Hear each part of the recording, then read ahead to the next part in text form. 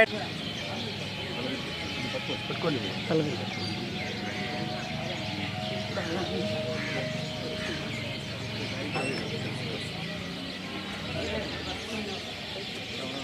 ఎలాగలు తగులుతావు చూడు.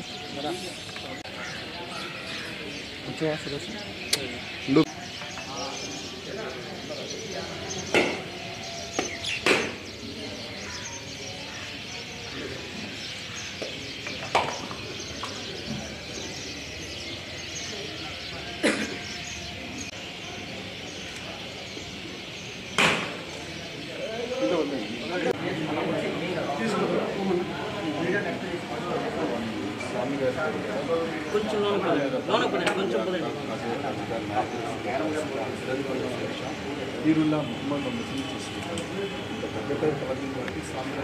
ఏం చేస్తున్నాం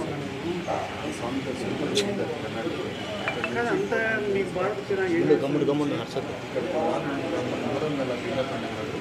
సజీవం గొప్పలేదు.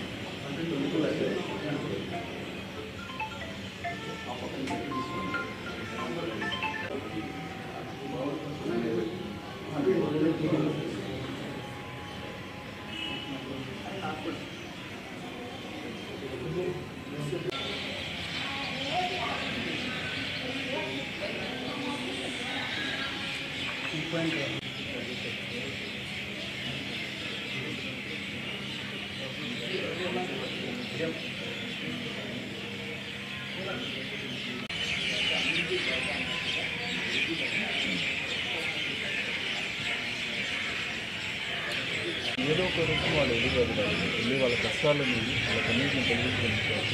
వాటికి కూడా ఈ స్వామి దగ్గర ఎవరైనా కూడా కంటిదడా పెట్టి నిస్వార్థంగా కోరే కోరికల స్వార్థంతో సెల్ఫిష్నెస్ లేకుండా. హలో అండి, ఇక్కడ మేము సినిమా ప్రమోషన్స్కి వచ్చాము అనుకున్నాం, కానీ ఈ అమీన్ పీర్ దర్గాకి రావడం అనేది మాకు అలా కుదిరింది అంతే. నిజంగా అనుకొని రాలేదు, కానీ నిజంగా మాకు అది రాసి పెట్టుంటేనే అవుతుందని నేను బిలీవ్ చేస్తాను. సో చాలా ప్రశాంతంగా ఉంది.